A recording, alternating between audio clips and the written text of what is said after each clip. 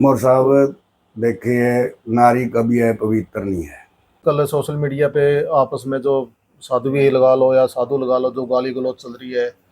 क्या कहूँ मैं, बहन की माँ की पता नहीं क्या क्या।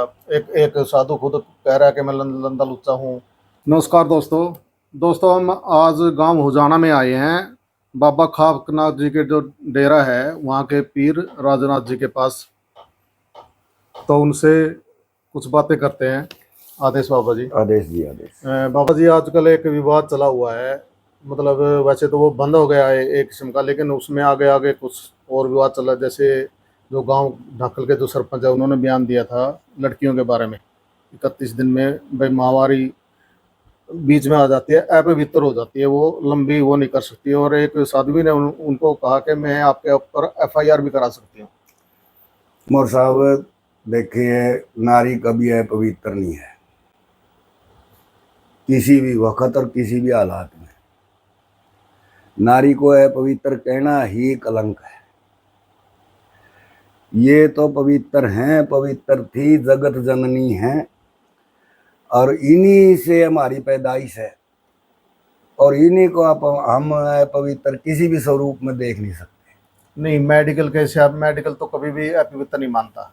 मेडिकल लेकिन नहीं। लेकिन मैं एक कड़वा सवाल, जी। सच्चाई है जो मतलब वो मैं आपसे पूछ रहा हूँ कि जो ये कहते हैं ना कि सुतक लग गया पैतक लग गया, हाँ जी। तो ये बाबाओं से या जो ये पंडित पुजारी होते हैं उन्हीं की तरफ से ही आती है ये बात।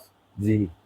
तो आप उनको क्या कहना चाहोगे? तो फिर उनको भी मतलब आप कहो कि जैसे एक केरला में मंदिर है, वहां पर महिलाओं की एंट्री ही बंद है इसी मुद्दे पे कि ये तो अपवित्र होती है। देखिए, ये केरला में भी है और महाराष्ट्र में भी शनिदेव के वहाँ एंट्री नहीं थी महिलाओं की। हाँ, सुप्रीम कोर्ट में केस गया था वो। सुप्रीम कोर्ट तक वो केस हाँ। भी गया और कोर्ट ने भी माना। चलो, ये बात एक वैज्ञानिक रूप से है, और वो थी एक भ्रांति वहां पर फैलाई गई थी। नारी कभी भी है पवित्र नहीं, मेरा तो ये मानना है। हाँ, बिल्कुल बिल्कुल। किसी भी हालात में है पवित्र नहीं, हम खाना खाते हैं फिर तो उसको खाना भी बंद कर देना चाहिए हमने किसी भी हालात में। अगर हम चाहे तो। नारी उस वक्त भी अपवित्र नहीं है, और नारी, मैं तो कहूँ किसी समय भी किसी घड़ी भी नारी तो एक देवी स्वरूप है, जिसने हम माँ भी कवा, बाण भी कवा, और घराड़ी भी बना। हाँ, बिल्कुल। ये सभी रूपों में नारी नारी है, ये पूजनीय है, पूजनीय रहेगी। ये भ्रांतियां हैं लोगों की कि नारी है पवित्र हो जावे है, फलानी हो जावे है। ऐसा नहीं होना चाहिए, ये तो एक समाज का कलंक है। और एक जो ये बाणा से जो साध्वी है, देखो उनका भी नाम राजनाथ ही है। हाँ। जो जिसकी वो चेली थी वो कंचननाथ, कंचननाथ। वो तपी थी उसमें। तो उन पे एक सवाल उठा है कि ये एक लड़की तो इन्होंने पहले ही कहीं खपा दी, मतलब ये कहा जा रहा है कि वो गुम है, वो कहाँ चली गई, वो पंजाब से कोई लड़की थी। एक इस लड़की पे भी सवाल उठाए जा रहे हैं। क्या इस पर कोई नाथ संप्रदाय मतलब कोई एक्शन लेगा इस चीज के बारे में, या इसकी जांच करेगा? देखिए, इस किस्म की नाथ संप्रदाय में कभी भी शिकायत नहीं गई है, अच्छा। और शिकायत जाने के बिना नाथ संप्रदाय वहां आके तो कोई एक्शन लेगा नहीं। नाथ संप्रदाय के 8 पीर जहाँ हों, अगर कोई वहां शिकायत करता है, इस चीज की पहुंच है, तो इसकी सुनाई करी जाएगी, जो उचित होगा। तो जो सोशल मीडिया के हिसाब से जो वीडियोज आ रहे हैं उन पे एक्शन ही कहते हैं। ये सीधा सीधी नहीं। हम 8 पीर और 2 महंत, 10 मानधारी है नाथ संप्रदाय में। जहाँ भी किसी मेले में, किसी भंडारे में, या कोई नाका घाटा हम इकट्ठे हुए हैं, तो वहाँ कोई भी शिकायत करता आवे तो उसकी सुनी जावे। और जो ये आजकल सोशल मीडिया पे आपस में जो साधु भी लगा लो या साधु लगा लो, जो गाली गलौज चल रही है। क्या कहूँ मैं, बहन की माँ की पता नहीं क्या क्या। एक एक साधु खुद कह रहा है कि मैं लंदा लुच्चा हूँ। इसके बारे में आपका? ये उनका पागलपन और समाज में गलत संदेश जावे है, क्योंकि समाज साधु संतों का ही बनाया है, ऋषियों की भूमि है। ऋषियों ने रास्ते दिखाए हैं, और समाज इनके पीछे पीछे चलता है। अगर साधु ऐसे बोलेंगे तो फिर आम आदमी। हाँ, तो उनकी परिभाषा गलत है और ऐसा नहीं बोलना चाहिए। किसी के बारे में भी गंदा तो गंदा ही है, साधु बोले चाहे गृहस्थी बोले, हाँ जी, कोई भी। गंद तो गंद है। तो जब साधु बन जाता है, जैसे मान लो आप भी साधु बन गए, कोई भी साधु बन गया, तो उसका जो पिछोकड़ उठाना क्या सही बात है? नहीं,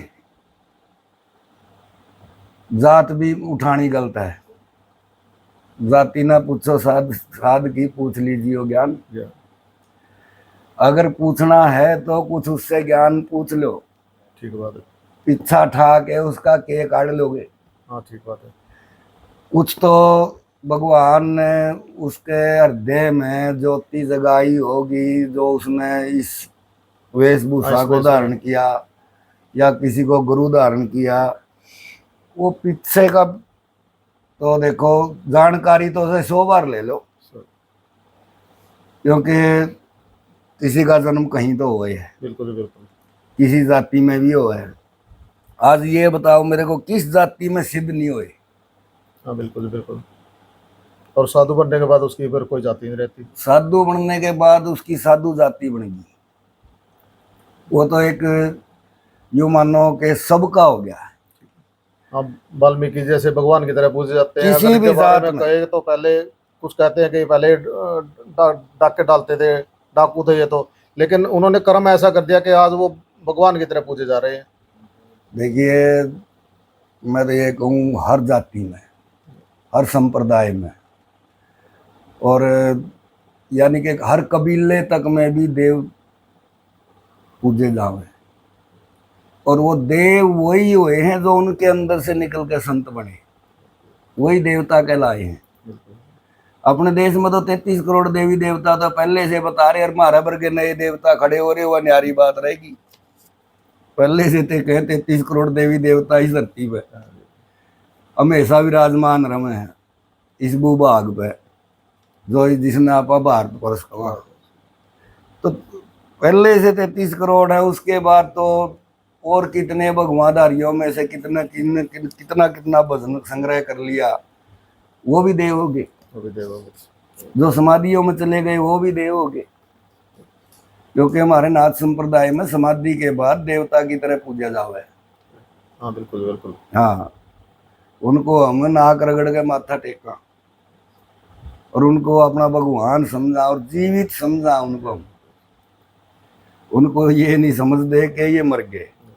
हम उनको समाधि लगाने के बाद भी ये समझा कि हमारी लास्ट योग की जो प्रक्रिया है वो समाधि है। जिसकी समाधि लगी वो संपूर्ण हो गया। हाँ, तो ये चीज पीछा देखना, आगा देखना, ये ठीक नहीं।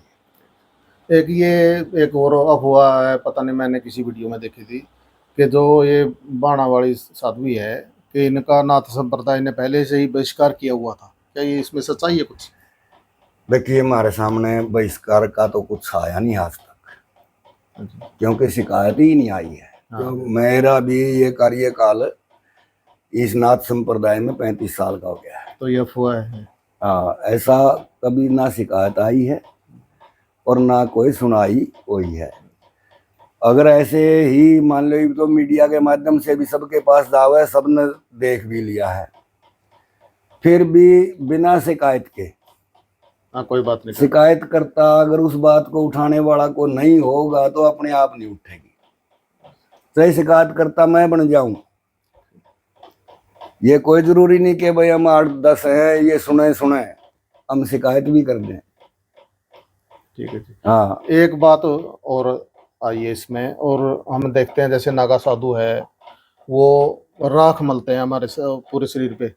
जैसे फिर इस पे सवाल उठा कि वो तो नहाते नहीं है, वो ये मतलब साधु के लिए क्या कोई ऐसे कर्म है कि मतलब ये नहाना ही जरूरी है, या कोई राख के साथ स्नान कर रहा है? भस्म विलेपन जो है एक हमारे क्रिया है। भस्म का विलेपन जो कराया जावे वो एक क्रिया है, और वो क्रिया ये मानो के कर्म में आवे, जिसने हम भस्मी का कर्म करें। बभूति बोल रहा तो है। वो हाँ, और वो विलेपन जो हम कर रहे हैं उसमें हमारा तो वो एक किस्म का वस्त्र है, भस्म। और सदा से संतों ने भस्म विलेपन किया, उसका गुणगान किया और उसके जानकारी के लिए भस्म विलेपन एक ऐसा पर्दा भी है, दूसरा एक ऐसा वस्त्र भी है जो गर्मी सर्दी सबसे उस साधु की रक्षा करे। क्योंकि भस्मी जैसे ये लोग आजकल मैं देख रहा था, ये ट्रेड में आ गया, वो तपस्वी बैठ जावे है, उसके ऊपर बाल्टी भर भर के ना भस्मी की ठोक रहे। हाँ, पानी में घोल के। हाँ, हाँ, ये कोई क्रिया नहीं है। हमारे यादव का 1 टंक भस्मी 9 टंक पानी, 1 मुट्ठी की भस्म हाँ, और उसमें 9 टंक पानी, यहाँ जो 9 बार भर जावे, 9 टंक पानी, उस भस्मी को ही लेप पूरे शरीर पे हो जावे। ये बाल्टी भर भर के था, ये पहला ही ट्रेड देख रहे हम तो, इन्हें नहीं हुए नहीं मेरा भस्मी यूं भी होया करे। नहीं वो तो मेरे ख्याल से जो दूने लगाते हैं ना उसकी आंच से बचने के लिए भी शायद मुझे ये लगा कि उससे उसका उपाय है। भाई मान लिया जब तुमने इतनी गर्मी लग गए है, या तो भस्मी भस्मी के ढंग से रमाओ, ये तो भस्मी की भी बेइज्जती है। इसमें धूने लगावे हैं, क्यों लगावे भाई? नाथ जी के यहाँ तो धूना एक है और धूने को इष्ट देवता मानना हम। हाँ, यहाँ तो सारे गांव के गुस्से जला दिए। हाँ, हमारा तो इष्ट है धूना, और एक धूने पे 100 साधु बैठ के तपस्या कर ले। ये एक साधु 100 धूने पे नहीं। दूने पे ये गोसे फूकने वाली कहानी है, इससे ज्यादा कुछ नहीं और साहब। और इसको आप जरा मीडिया के माध्यम से भी थोड़ा सा खींच के ले कि भाई, तो यही विचार आपके लेने आए थे इसलिए तो क्योंकि ये चीजें सबके पास जा क्योंकि पता था आप कोई विवादित तो कुछ ज्ञान ही बांटोगे। नहीं। देखो, कर्म तो कर्म है। हाँ जी। मैं ये कपड़े पहरे बैठा, मेरे ऊपर भस्म की बाल्टी, फिर बाल्टी, ना उसका मंत्र, ना उसकी गायत्री, ना उसका ज्ञान, ना उसका ध्यान किसी डाल का भी, ना ये बेरा के भस्मी भी हम गुरु से लें। भस्मी का भी हमने गुरु बनाना पड़े, हमने वो बतावे कि इस भस्मी का प्रयोग कैसे किया जावे, जब जाके भस्मी का कोई ज्ञान होवे। भस्म की एक गायत्री है जो 4 युगों से चलती आ रही है, 1.25 घंटे में पूरी होवे। जब तक सारे शरीर पर भस्मी वो साधक आराम से लेप करके न उस भस्मी को वर्णन करते हुए, उस भस्मी का भजन करते हुए, उस भस्मी की जो भी हमारी क्रिया है वो पूरी करते हुए 1.25 घंटा लग जावे। तो दोस्तों ये थे पीर राजनाथ जी, इनके विचार सुने आपने, इन्होंने बड़ी ज्ञान की बातें की। तो आदेश महाराज। आदेश आदेश आप सबको।